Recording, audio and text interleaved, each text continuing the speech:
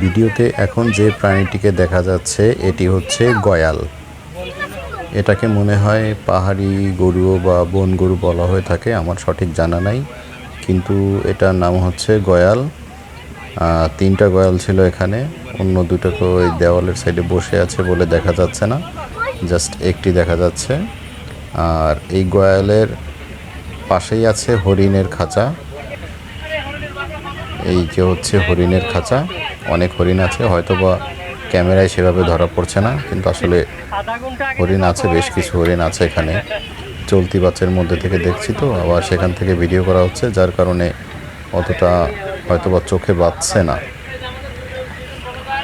তো যাই হোক, ড্রাইভারকে আমরা বলছিলাম গাড়িটা একটু দাঁড় করাতে, তো তিনি বললেন সামনে ভালুকের খাঁচা আছে, সেখানে যে দাঁড়াবে। এটা হরিণ তো আপনারা সচরাচর সবখানেই দেখেন, তাই অতটা দেখায় না, কিন্তু তারপরে আমাদের রিকোয়েস্টে উনি একটু দাঁড়িয়েছিলেন। হরিণ দেখা যাচ্ছে, হয়তো বা ক্যামেরায় সেভাবে ধরা পড়ছে না। তো যাই হোক, আমরা এরপরে সামনের দিকে অগ্রসর হচ্ছি। এই যে আমরা ঢুকে গেলাম ভালুক সাফারিতে। এই যে আপনারা দেখতে পাচ্ছেন সামনে কালো ভল্লুক, ব্ল্যাক বেয়ার, মোটামুটি বেশ বড় সড়ো সাইজের, মুক্ত পরিবেশে ঘুরে বেড়াচ্ছে। তো আসলে প্রাকৃতিক পরিবেশে এভাবে মুক্ত পশু পাখি দেখতে সকলেরই ভালো লাগে। তো এই পাশে একটা, অপর সাইডে আরও কয়েকটা আছে। আচ্ছা, আমি দেখানোর চেষ্টা করছি আপনাদের। এই পাশটাতে আর কি, এই পাশটাতে কয়েকটা ভাল্লুক ছিল, আচ্ছা ভিডিওতে আসেনি। তো এরপরে আমরা ঢুকবো সিংহ সাফারিতে। সবাই খুব উৎসুক যে আসলে এত কাছ থেকে সিংহ দেখার।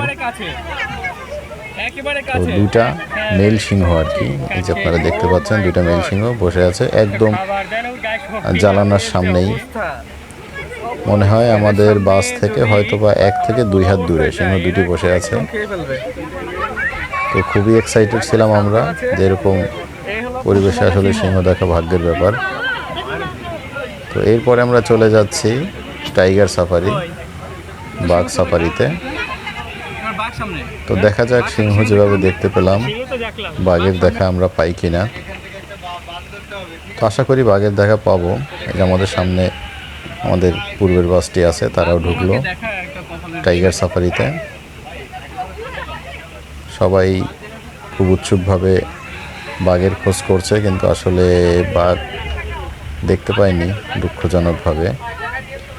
আর যেটাও দেখতে পেয়েছিলাম সেটা ক্যামেরায় আসেনি। আসলে প্রচণ্ড গরম, তো গরমের কারণে ওরা হয়তো বা কোথাও গাছের নিচে ছায়ায় বসে আছে। তো দূরে একটা টাইগার দেখা গিয়েছিল, কিন্তু মানে ক্যামেরায় ওভাবে আসেনি। চেষ্টা করছিলাম নিয়ে আসার, কিন্তু আসলে বোঝা যায় না, ক্যামেরায় অতটা বোঝা যায় না। সামনাসামনি দেখলে যতটা বোঝা যায়, ক্যামেরায় আসলে অতটা তো বোঝা যায় না। আর খুবই উৎসুক ছিলাম সাদা বাঘটা দেখার জন্য, কিন্তু দুঃখজনকভাবে আমরা সাদা বাঘটা দেখতে পাইনি। একটা কষ্ট থেকে গেল এটা। তো আপনারাও চাইলে ঘুরে আসতে পারেন বঙ্গবন্ধু সাফারি পার্কে। আমরা বাকেশি বার্ষিক পিকনিক উপলক্ষে এখানে ঘুরতে আসছিলাম। ওই যে দেওয়ালটা যে দেখতেছেন, ওই দেওয়ালের সাথেই বাঘটা বসে আছে একটু ছায়ায়।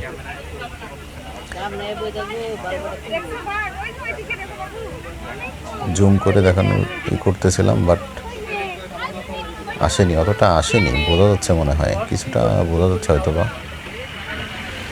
যাই হোক, এবার ফিরে যাওয়ার পালা। ধন্যবাদ এতক্ষণ সাথে থাকার জন্য। Thanks for watching.